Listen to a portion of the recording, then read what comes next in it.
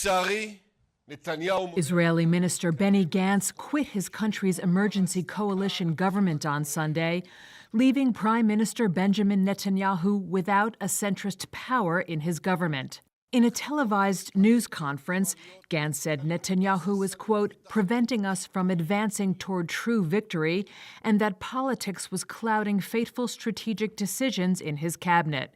He added that stepping down while hostages were still in Gaza and soldiers were still fighting there was an excruciating decision. A former general, Gantz had joined Netanyahu's inner war cabinet soon after the October 7th attacks by Hamas, where he, the Prime Minister, and Defense Minister Yoav Gallant were the only voting members.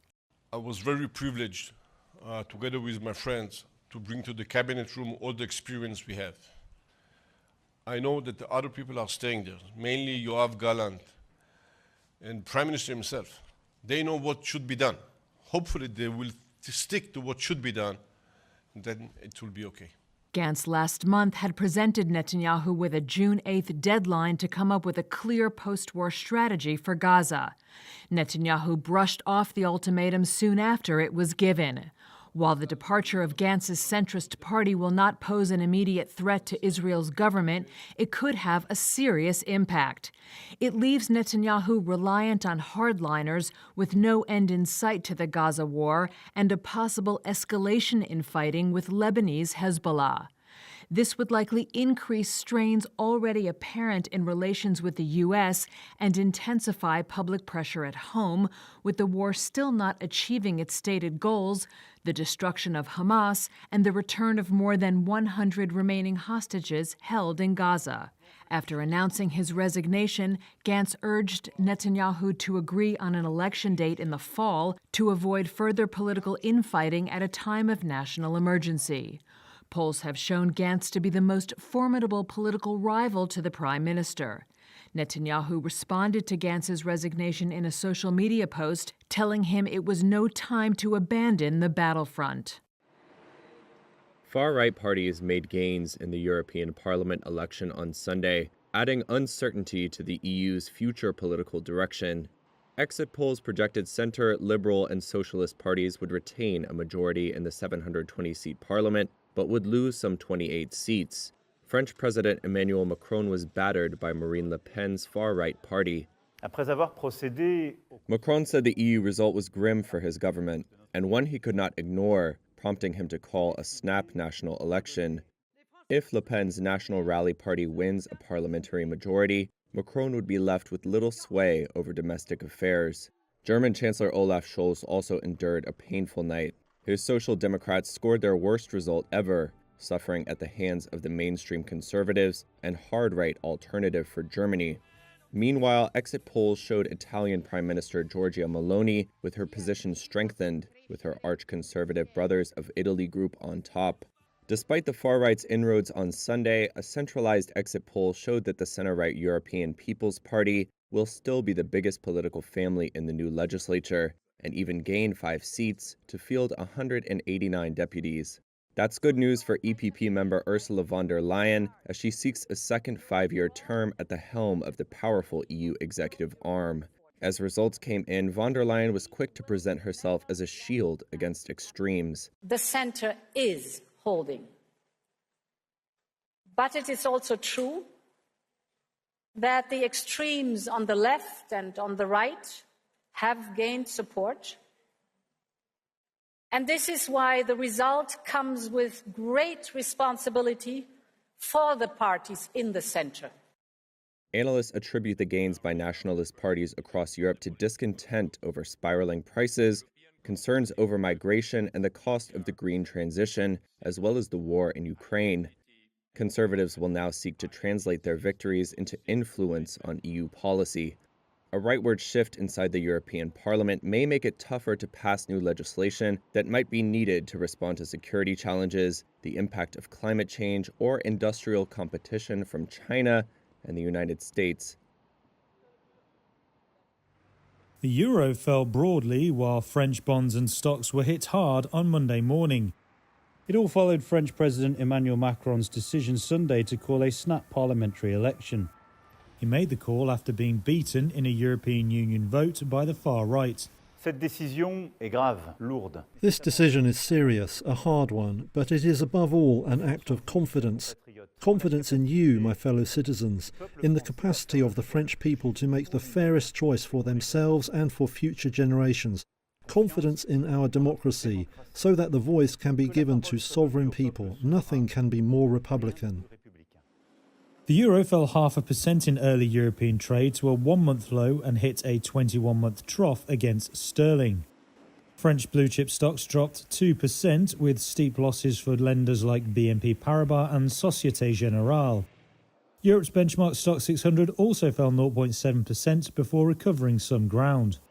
Centre, Liberal and Socialist parties were set to retain a majority after the European Parliament elections, but Eurosceptic nationalists made the biggest gains. That raised questions about the ability of major powers to drive policy in the bloc, creating the kind of uncertainty that tends to alarm investors. Now the first round of the French parliamentary election is due on June 30th. If the far-right National Rally Party wins a majority, Macron will be left without a say in domestic affairs. The French vote adds yet another round of big elections this year. Britain goes to the polls on July 4th, while US elections take place in November. South Korean military said it resumed loudspeaker broadcasts directed at North Korea on Sunday after Pyongyang sent more balloons carrying trash into the south.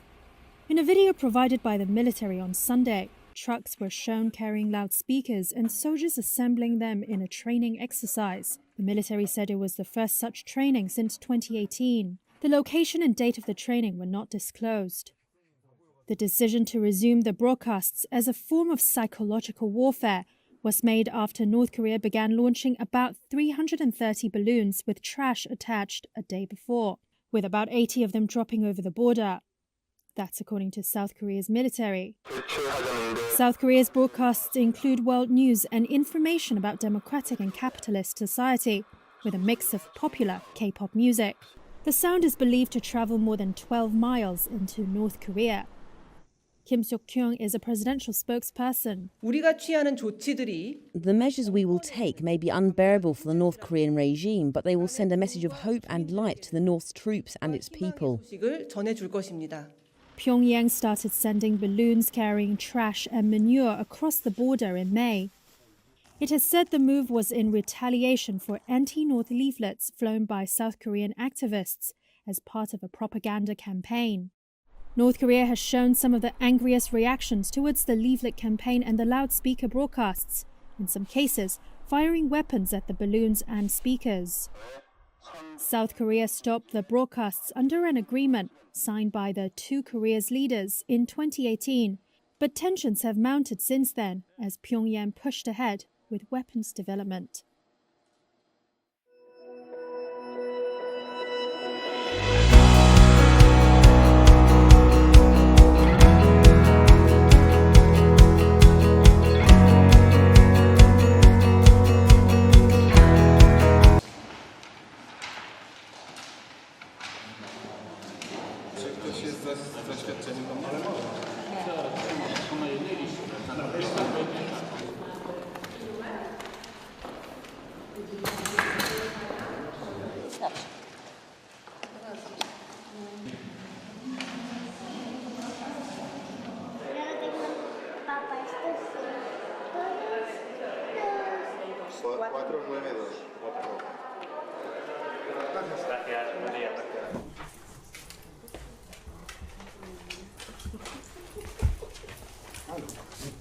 Danke Ihnen. Schönen Sonntag noch. Jo, tschüss. Tschüss.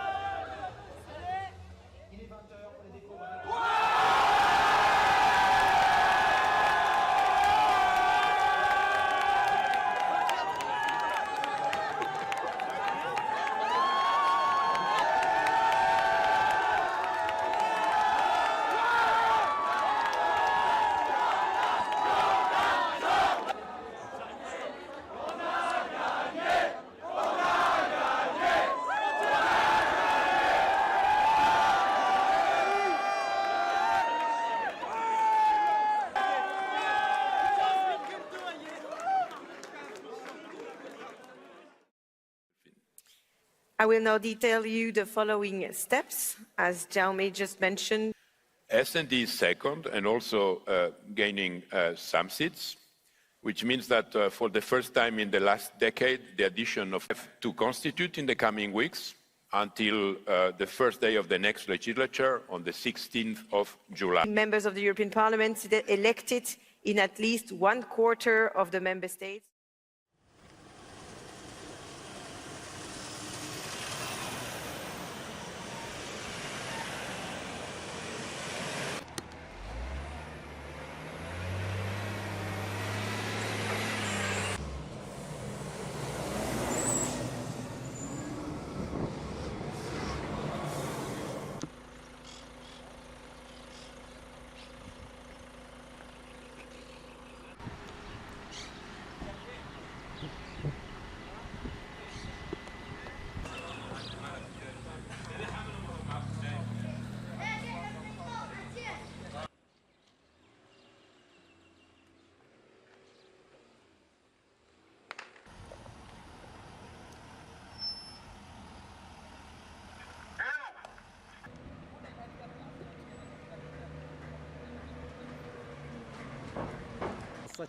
طردهم